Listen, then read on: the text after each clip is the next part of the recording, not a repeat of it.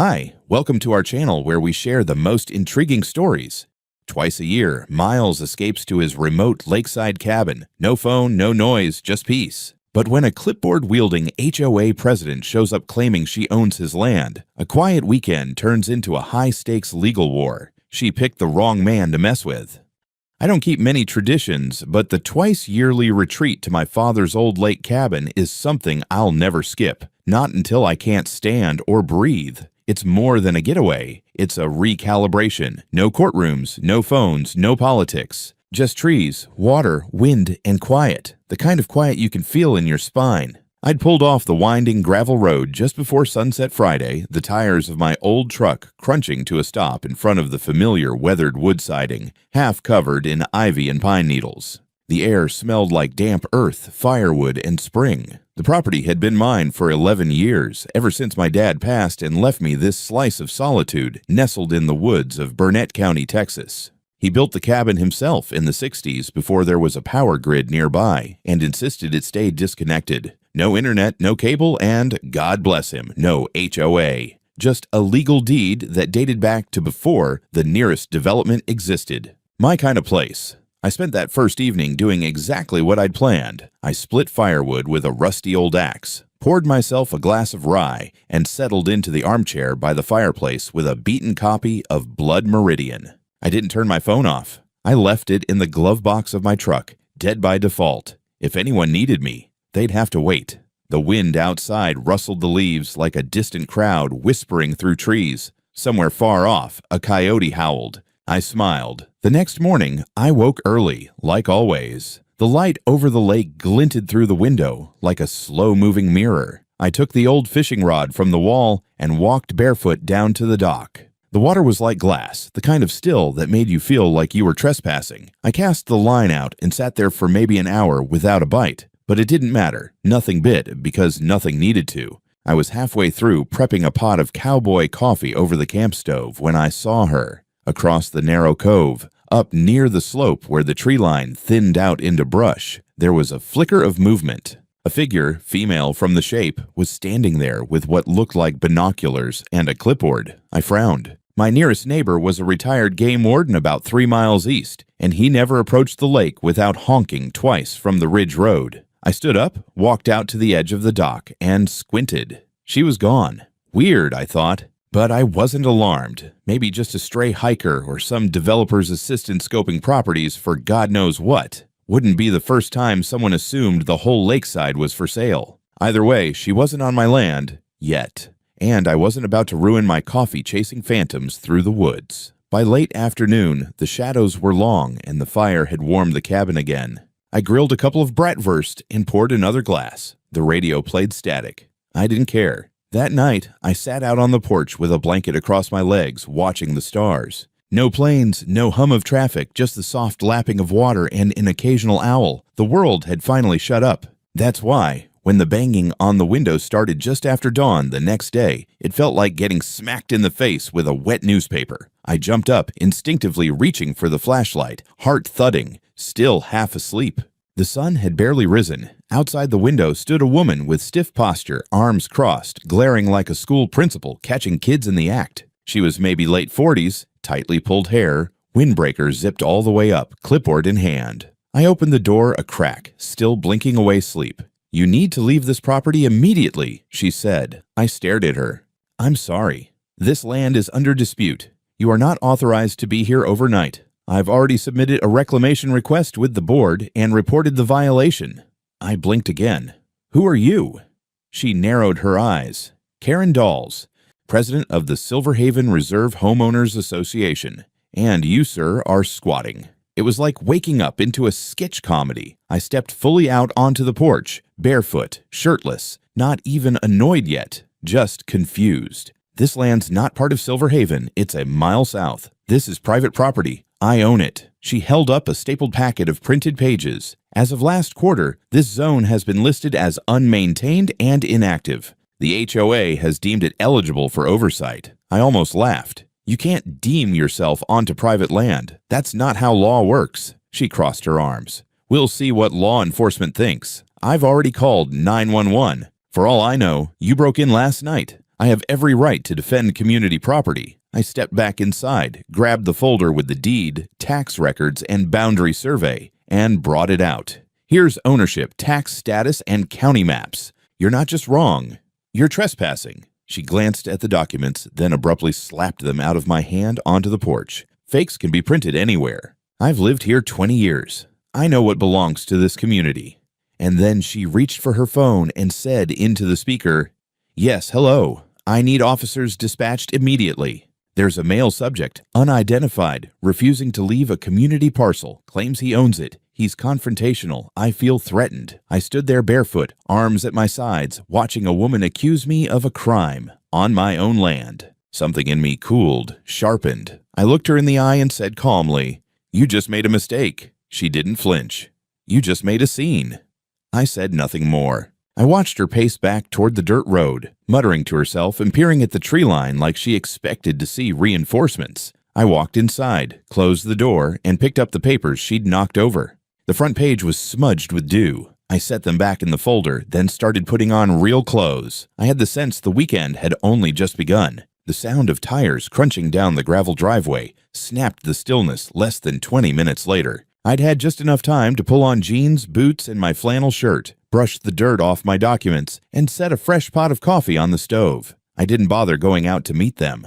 If someone was going to accuse me of being a squatter on my own land, they could damn well come knock on the door like civilized people. 2 vehicles rolled into view. Not one cruiser, 2. One was a standard black and white SUV with the Burnett County Sheriff's emblem on the side. The other, a dark gray pickup with tinted windows, parked just behind it. From the first vehicle, 2 officers stepped out. One was older, clearly in charge, graying temples, deliberate pace, notepad in hand. The second, younger and full of importance, climbed out like he was expecting a standoff. Karen was already marching up to them, arms flailing, voice loud enough to echo off the lake. "There he is," she said, pointing at the cabin like she'd uncovered a moonshiner's den. "He refused to vacate, threatened me with falsified documents, claimed the land was his, but there's no HOA approval on record. He's dangerous and hostile. He could be armed." I raised an eyebrow and took a sip of coffee. The older deputy nodded politely and approached. The younger one stayed back, hand close to his holster. That already told me more than I needed to know. "Morning, sir," the older one said as he stepped onto the porch. "I'm Deputy Marshall. This here is Deputy Langston. We're responding to a call about unauthorized occupancy and possible trespassing. Mind if we have a word?" "Sure," I said evenly, handing him the folder. "Name's Miles Hendricks. This is my land. Deeded, taxed, inherited, registered in full with the county. Your dispatcher should have the address on file. If you run it, it'll come back to me." He opened the folder and began flipping through it, brow furrowing in concentration. Karen tried to peer over his shoulder. "Those are forged," she snapped. "He printed those last night. He's squatting on unmonitored land that the HOA has classified as inactive." Marshall didn't respond. He just turned to the survey map and compared it to his phone's GIS overlay. After a long pause, he let out a quiet breath and looked up at me. "Mr. Hendricks, you got ID." I pulled out my driver's license and handed it over. He looked between the license and the documents, then back at the land behind me. Karen looked like she was about to burst. "Sheriff," she said, slipping into some misguided Southern charm, "we really don't need to waste taxpayer money verifying fake paperwork. I'm the HOA president. Our community has a duty to—" "Ma'am," he interrupted calmly. "Let me do my job." Deputy Langston stepped forward now, eyes narrowed behind mirrored sunglasses. "Still," he said, more to me than anyone, "until we can verify things properly with the county office, I'd recommend you vacate the property for now. Just to keep things peaceful." I slowly turned toward him. "You're recommending that I leave my own legally owned land based on a verbal accusation and zero evidence?"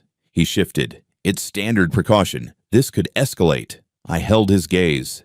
"You're asking me to walk off my own land because a woman I've never met lied to 911? He didn't respond. Karen jumped in like she'd been waiting to pounce. "This man is combative and refuses to comply with lawful directives. I'm placing a formal HOA demand for removal under Community Ordinance 72B. Marshall turned his head slowly. "Ma'am, you don't have authority to issue anything to someone not under your HOA jurisdiction." Karen's mouth opened, then closed. Langston, clearly not happy, still pushed. "I'd like to avoid arresting anyone today. Please consider temporary compliance while we sort this out." It was one of those moments where every instinct in me screamed to push back. But instincts don't win cases. Facts do. And I hadn't spent 20 years working federal overreach investigations to get myself hauled off like some backwoods squatter in front of my own fireplace.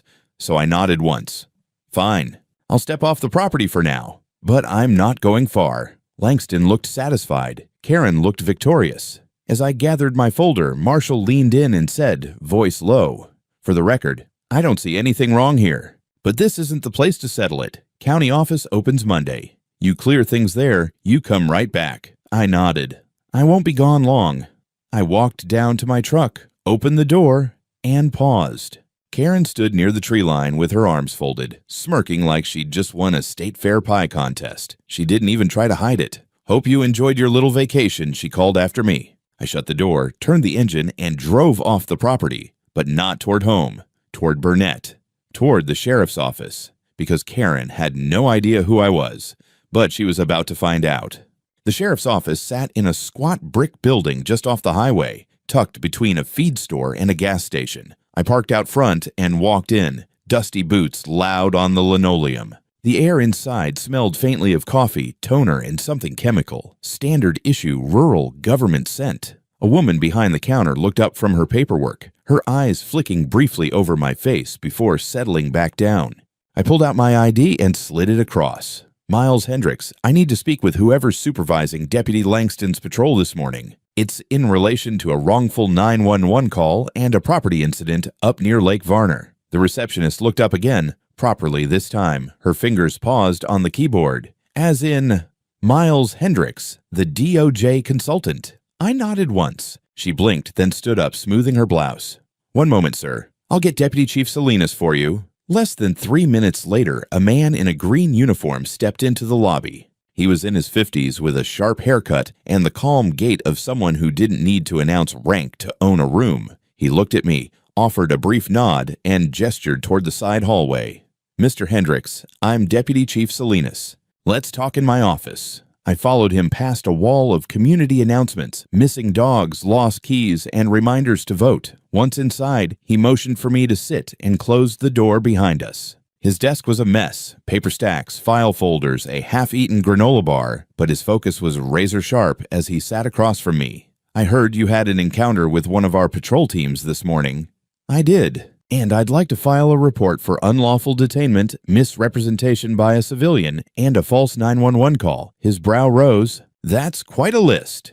"I've got the paperwork to back it up." I opened the folder again, this time with care, spreading out the survey map, the notarized title transfer, tax receipts, and most importantly, a photo of the county's parcel map with my property highlighted. I also included a printout of the HOA's official boundary, taken straight from the county records online. My cabin sat a full mile outside their jurisdiction. Salinas reviewed the papers quietly. After a moment, he sat back. "I know who you are, Mr. Hendricks. You testified before the Federal Ethics Board last year in that municipal overreach case in Colorado, didn't you?" I gave a tight nod. "That's me. Figured as much. When she called in this morning, I had dispatch flag it as a civil dispute until we had eyes on the scene. Langston should have done the same. He asked me to leave my own property based on no proof and took a civilian's word over land documents. I didn't press the issue, but I'm pressing it now." Salinas sighed and rubbed the bridge of his nose. "You're absolutely right, too. And for the record, Langston's related to one of the HOA board members in Silver Haven. His uncle's the treasurer. That doesn't excuse it, but it may explain the overstep. I'll be pulling the body cam footage and reviewing everything. If there was bias in his conduct, we'll deal with it internally. And the 911 call. That's a separate matter. If she knowingly made a false report and claimed you were a threat, she did. Said I was confrontational and possibly armed. I wasn't. I was barefoot holding a folder." Salinas leaned back in his chair and stared at the ceiling a moment. "All right. I'll have our investigator open a case for false reporting and trespassing. We'll need a formal statement, obviously, and I'll be notifying the county attorney. I want her served, not just warned. She was trespassing, tampered with documents, and tried to co-opt my land into her HOA fantasy." "You'll get no argument from me," he said, standing. "We've had problems with that group before. Nothing formal, but complaints." Harassment, vague beautification code demands, things like that. No one ever pushed back hard enough. Until now. He reached out, shook my hand. You're doing the right thing. We'll treat this by the book. I left the station with a copy of the intake form, a case number, and Salinas' direct line. As I stepped outside into the morning sun, I finally let myself breathe fully for the first time all day. In my truck, I sat for a moment, engine idling, looking out at the horizon past the gas station. Trees, hills, my land. It wasn't about pride, it was about precedent. If someone like Karen could rewrite reality with enough nerve and a clipboard, what was to stop the next HOA from creeping a few yards further into someone else's life? I didn't intend to just defend my boundary. I intended to draw a new one she'd never cross again. By the time I pulled back onto the highway, the adrenaline had simmered down, but the resolve hadn't gone anywhere. The drive from Burnett back to Austin was just under 2 hours, long enough to think, too short to cool off. I wasn't just dealing with some nosy neighbor. This was deeper, a structure, a system, and it had teeth because people let it bite. As soon as I got home, I went into the office and booted up the computer. The monitor flickered to life beside shelves full of legal journals, case binders, and my father's old tax ledgers, still kept out of respect. I sat down and typed out a formal affidavit summarizing what had happened: Karen's arrival, her false claims, the 911 call, the behavior of Deputy Langston, the forced removal from my property. I backed it all up with scanned copies of my deed, tax assessments, county parcel maps, and photos taken just a few months ago showing me on the property during a previous visit. Next, I made a call to someone I hadn't spoken with in months, Travis Cole, Assistant District Attorney for Burnett County. He picked up on the third ring. "Miles," he said, surprised. "Didn't expect to hear from you on a Sunday." "Sorry for the weekend call," I replied, "but I've got a situation brewing near Lake Varner. It involves false reporting, property line violations, and a potentially dirty HOA president. Think you could give it a look." "I can't take it officially," Travis said, already shifting into his legal tone, "but I can flag it. Send me what you've got. If this lands in our lap, I'll make sure it doesn't get lost under some municipal rug." "Appreciated. I've seen this game before. I'm not planning to play it polite." "I never thought you would," he said, and ended the call. I emailed everything: case number, affidavit, attachments. Then I set up cloud backups and printed a physical binder copy. Karen wasn't going to get lost in bureaucracy, not with me watching. By the following morning, things moved fast.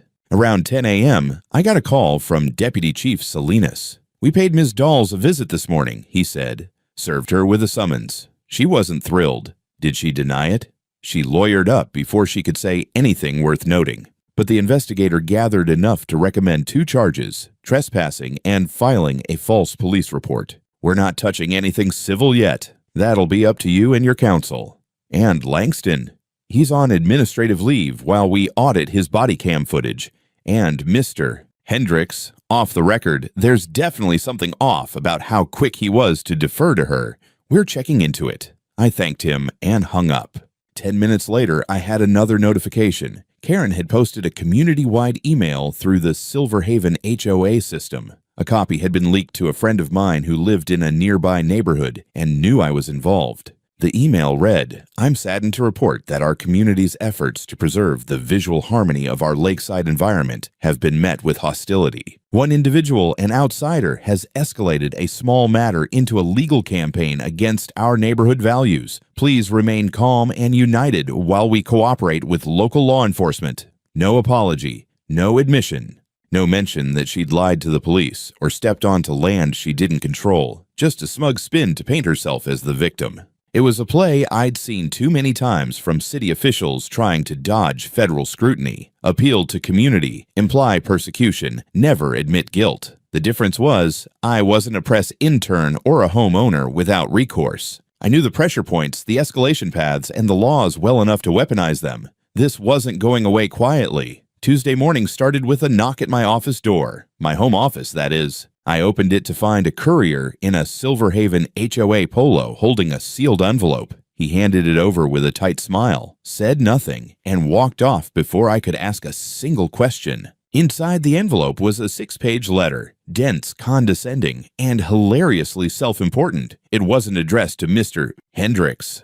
No, it was addressed to occupant of structure on parcel -18432B. The document was signed by the HOA's legal counsel, a firm I recognized immediately, Yates and Mullen, local bulldogs for hire that usually took cases about pool fence, heights, and mailbox color violations. The contents boiled down to a threat. If I didn't cease occupancy and remove personal effects from the property within 72 hours, the HOA would consider me in violation of civic stewardship guidelines and proceed with formal action. There was no signature from the county, no court order, just HOA letterhead and a lot of bluster. I laughed out loud. That afternoon, I drove back to the cabin, not to stay, but to make a point. I parked the truck just outside the driveway and walked the last 100 feet in. The place looked untouched since I'd left, but something felt off. Then I saw it. A laminated sign had been nailed to a tree near the water's edge. It read, "Pending community claim. Access restricted per Silverhaven Preservation Review Board. Violators will be cited." It was dated, stamped, and completely meaningless, but it pissed me off. I pulled it down and stuffed it into my backpack, then walked the perimeter and found 2 more signs plus fresh boot prints near the shed. They'd been back, not just Karen, a whole team, quietly marking territory like dogs around a fire hydrant. I filed a supplemental report with Salinas that night, attaching photos and coordinates. The next morning, he called me. "They're pushing it," he said. "We just got notice that the HOA filed a complaint with the county claiming your parcel has been inactive for 12 months and therefore falls under community reclamation per their charter. That's not a real thing." "It isn't," he agreed. "But it does trigger a formal review, which the county has to acknowledge. It's red tape warfare." I knew exactly what it was. A stalling tactic. Keep me tangled up in bureaucratic nonsense while they tried to rewrite facts. That's when I decided to stop playing defense. I called Rebecca Sandoval. She wasn't just a friend. She was a federal prosecutor now stationed in Austin and one of the best I'd ever worked with during my consulting runs. She picked up, and before I finished the second sentence, she interrupted. "You're saying they falsified HOA records and used that to invoke civil authority over a parcel outside their jurisdiction?" "Yes. And there's a paper trail. There's more than that. They've tampered with documents, posted signage on private land, and used a police officer with familial bias to intimidate me." Rebecca exhaled sharply. "Okay, you want me to poke around? I want you to dig, quietly. If this is systemic, we go federal." That evening, she called back, "Miles, you're not going to like this. Hit me." The HOA charter they're using? It was revised last fall. There's a clause that does reference authority over neglected bordering parcels, but it only applies within HOA limits. Problem is, their maps were updated recently, and someone slipped your land into the HOA overlay. I froze. Someone falsified the boundary data? Looks like it. We traced the map change to a private contractor hired by Karen's office. The timestamp's clean. 2 months ago. Your name isn't on anything, just a vacant structure. That was it. This wasn't just a power trip anymore. It was fraud. And they thought I wouldn't notice until it was too late. They really had no idea who they were messing with. Thursday morning, I was sitting in the back of a quiet cafe in downtown Austin, laptop open, binder on the table, waiting. Rebecca walked in with her usual energy, shoulders squared, expression sharp. She slid into the seat across from me and dropped a flash drive onto the table between us. "That," she said, "is the beginning of the end for Karen Dolls." I raised an eyebrow. "You traced it." "Better. I traced it twice. The first time, the boundary adjustment to include your property was filed under the name of a third-party GIS contractor, generic as hell. But that contractor, Jonas Franklin, has an LLC registered in Marble Falls. Guess who signed his business license? Karen. Karen, she confirmed. And here's the kicker. The timestamp of the edit matches exactly with a board meeting that, according to HOA records, never occurred. They backdated a vote to authorize the change. But one of the listed attendees, she was in the hospital that day. She handed me a printout, copies of the fake minutes, the time-stamped GIS data, and a statement from a nurse confirming the board member was undergoing a procedure during the supposed meeting.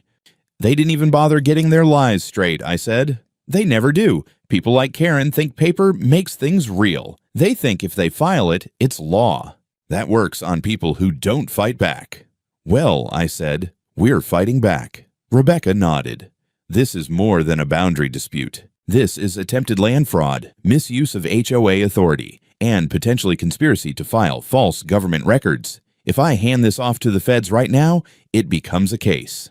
Not yet, I said. Let me do this my way first. I want a formal hearing with the county. Public. On record. Then we bring the hammer down. She hesitated. All right, but move fast. If they sense pressure, they might start covering tracks. I left the cafe and made my way straight to the Burnett County Clerk's office. I submitted a formal petition to review the altered GIS boundary under Title 12, Chapter 283 of the Texas Local Government Code. Within 24 hours, a hearing was scheduled. Tuesday morning. I wanted it public. I wanted it official. I wanted Karen sitting there when I dropped everything on the table. By Saturday, word had spread. A friend from the county office called to say the Silver Haven HOA had entered their own counterpetition claiming I was engaged in a targeted campaign of intimidation and had interfered with the community's peaceful expansion mandate. It sounded like something out of a dystopian HOA newsletter, but I wasn't worried. Then came the twist. Late Saturday night, while reviewing the flash drive Rebecca gave me, I opened one last folder, HOA Communications Archive. Inside were emails, dozens. And in one thread, Karen was communicating directly with Deputy Langston before the day of my removal. The subject line, about that cabin guy, prepare to back me up.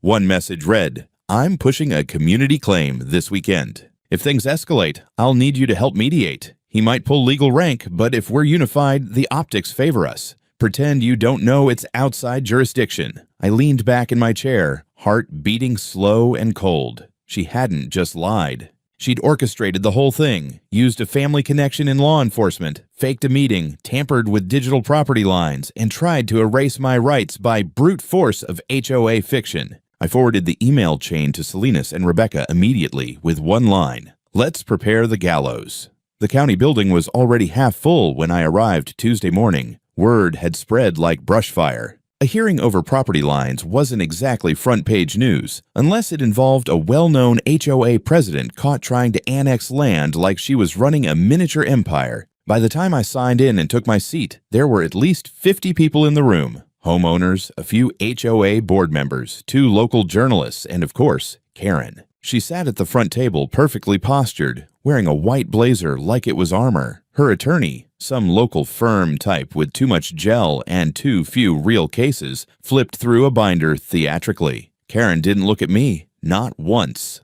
The hearing officer was a seasoned county clerk named Margaret Tilson. No nonsense, no patience for theatrics. She opened the hearing with a brief statement of facts. A boundary review had been triggered by a formal challenge from me, supported by evidence suggesting HOA overreach, potentially involving altered records. I was called first. I stood calm, clear, and methodical. I walked through the property's history, acquired legally by my father, passed to me, always outside the HOA boundary. I presented the original deed, the untouched county survey, and my tax records. Then I handed Margaret the flash drive. What you'll find, I said, are internal HOA emails between Ms. Dawes and Deputy Langston sent before the day I was removed from my land. You'll also find evidence that GIS boundary maps were deliberately altered 2 months ago, under Ms. Dawes' direction, to include my cabin without any legal basis. The meeting minutes justifying that change are falsified. One listed attendee was recovering from abdominal surgery at the time. The room was dead silent. Karen's lawyer objected, muttering something about inadmissible personal emails. Tilson shut him down flat.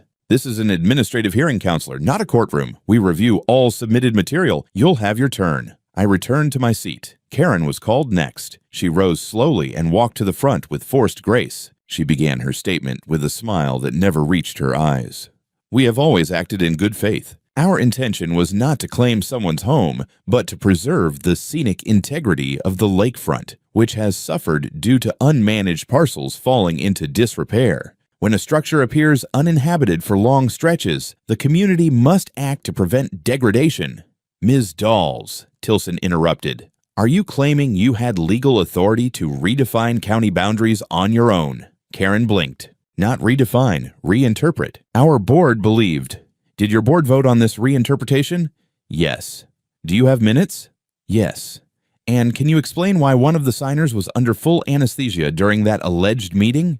That cracked her. The smile faltered. She glanced toward her lawyer, who looked like he wanted to disappear into the carpet. Furthermore, Tilson said, lifting a printed copy of the emails, "Can you explain why you emailed a sheriff's deputy before any complaint was filed, requesting that he pretend not to know the jurisdictional limits of your HOA?" Karen sat down, without another word. Her lawyer asked for a recess. It was denied. Tilson concluded the hearing swiftly. This body finds that parcel Yesard A432B is, and has always been, outside of the Silverhaven Reserve HOA jurisdiction. The GIS alteration is invalid and is to be corrected immediately. The claim of abandonment is baseless. Further, this hearing's evidence will be forwarded to the county attorney's office for potential criminal referral. The room exploded. Whispers, gasps, 2 phones ringing. A few residents from Silverhaven stood up and walked out without a word.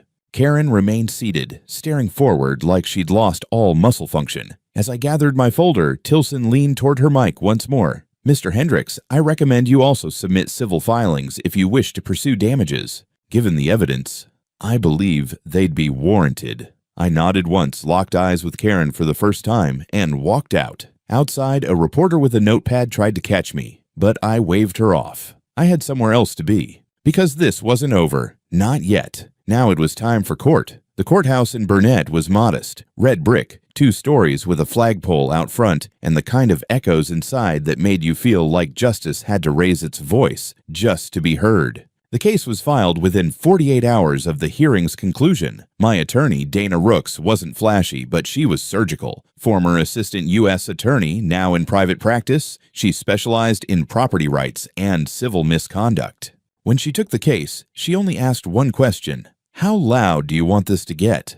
Louder than the lake. Karen was being charged with criminal trespass, falsification of government records, and false reporting to law enforcement. But this wasn't just about her criminal charges. This was the civil case, and we were seeking damages. Our claim: intentional defamation, unlawful interference with private property, emotional distress, and punitive damages for malicious abuse of HOA authority. We submitted photos, audio clips, boundary maps, emails, screenshots of her community update messages, and the original video from Deputy Langston's body cam, which included her exact phrasing: "He might pull legal rank, but if we're unified, the optics favor us." The courtroom was packed. Karen entered in a navy blue pantsuit that probably cost more than my entire truck. She sat flanked by 2 lawyers, one for her, one for the HOA. Neither looked particularly enthusiastic to be there. When the judge entered, silence dropped like a hammer. Jury trial, 12 citizens, mostly local, some homeowners, some ranchers,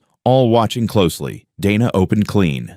"Ladies and gentlemen of the jury, this case isn't about lawn care. It's about a woman who tried to rewrite the law around her personal ambition. My client, Mr. Hendricks, had his peace, property, and legal rights violated. Not by a government, not by a neighbor in need, but by a private citizen with a clipboard, a grudge, and a fantasy of control. We called witnesses. Salinas testified about the 911 call and the emails. Rebecca took the stand to verify the GIS fraud and its timeline. A county GIS specialist confirmed the tampering and authenticated the backdated charter language. Even the HOA's former treasurer testified under subpoena, reluctantly but honestly confirming that Karen often acted on her own and that the board rarely saw what she filed until after it was submitted. Karen's lawyer tried to spin it, of course. They claimed it was all a misunderstanding, that she believed the property was abandoned, that her intentions were community-oriented, but intent doesn't rewrite emails. And Karen's own voice was on tape. On the 3rd day, I took the stand. I kept it brief, calm. I spoke about my father, the land, the cabin, how twice a year I unplugged from a world of courtroom drama, politics, and federal chaos just to be still. How I found that peace shattered by a woman who, in her own words, decided I didn't belong. And why, Dana asked in closing, did you pursue this so fully, even after criminal charges were filed? Because I've seen what happens when people like this aren't held accountable, I said. I've seen what it does to neighborhoods, towns, to people who don't know how to fight back. I do. So I did. On day 4, the jury returned. Liable on all counts. Damages awarded. $235,000, including $75,000 in punitive penalties. Karen froze in her seat. Her lawyers offered nothing but paperwork in silence. The judge looked exhausted. The courtroom, however, did not. Several people clapped quietly as we exited. Not loud, just enough to be heard. Outside, the air felt lighter. Dana shook my hand and said, "That'll stick." I nodded, but I wasn't done, because now the federal angle kicked in. The Texas Attorney General's office had opened a broader investigation into Silver Haven's board conduct based on the documentation Rebecca had forwarded. Karen wasn't just facing restitution, she was facing prison. 3 weeks later, I stood behind a line of orange stakes and surveyor tape, watching a crew dig post holes for the new perimeter fence. The contractor was a local named Elroy. Gray beard, sun-leathered skin, and a handshake like a bench vise. He waved to me from the gate and shouted over the hum of the auger, "We'll have the cameras up by Friday, and the motion lights. These babies could blind a raccoon in space." "Perfect," I said. "Let's make trespassing feel like a visit to a maximum security prison." The entire perimeter of the property, every inch, was getting reinforced. 10-foot steel posts, automatic gates, solar-powered floodlights. Surveillance coverage from 3 angles. Overkill? Maybe. But it wasn't about paranoia. It was about message, the kind of message HOA presidents wouldn't misunderstand. That week, I also installed the sign. Not a cheap one. Custom engraved, steel-plated, mounted on a cedar post driven 3 feet into the ground by the dock. Private property trespassers will be arrested. Consult your lawyer before you cross. It was art and therapy. Meanwhile, news of the trial had done what it always does in small counties. It spread. HOA members in nearby neighborhoods started talking. People who'd lived under Karen's thumb for years, scared to decorate their porches the wrong way, to park trucks in their own driveways, started filing their own complaints. Then the big one dropped. Silver Haven Reserve received an official notice of federal inquiry from the Texas Attorney General's office, backed by coordination with the DOJ. Not just about Karen, about the entire HOA board structure. Fraud, abuse of power, systemic misrepresentation of jurisdiction, even possible misuse of HOA funds. 3 board members resigned that same day. One of them submitted a written statement admitting he had allowed Karen to act without oversight for years because she was relentless and frightening. HOA meetings were canceled indefinitely. Their lawyer withdrew representation. The HOA's liability insurer suspended their policy pending outcome of the investigation. And Karen, she was arrested again, this time formally indicted on 4 felony counts: falsification of official records, conspiracy to defraud, unlawful misrepresentation of jurisdiction, and false police report with malicious intent. Bail was set at $150,000. She didn't post it. I didn't go to the arraignment. Didn't need to. But Selena sent me a photo, her in cuffs being led down the courthouse steps. The same steps she'd walked up in a power suit just weeks before, pretending to represent community standards. Now she was in a jumpsuit the color of moldy cantaloupe. Deputy Langston was also placed under federal review. Internal Affairs dug up 3 other incidents where he'd selectively enforced HOA complaints, always tied to Silver Haven. He was suspended indefinitely with a formal misconduct hearing pending. One of the local news stations ran a segment called HOA or Organized Harassment, featuring interviews with former Silver Haven residents who had been fined for things like wind chimes, American flags, and refusing to plant approved flora. One elderly woman shared how Karen once told her to cut her roses to HOA height or face eviction. The woman cried on camera. Karen's face was next to hers in a split screen.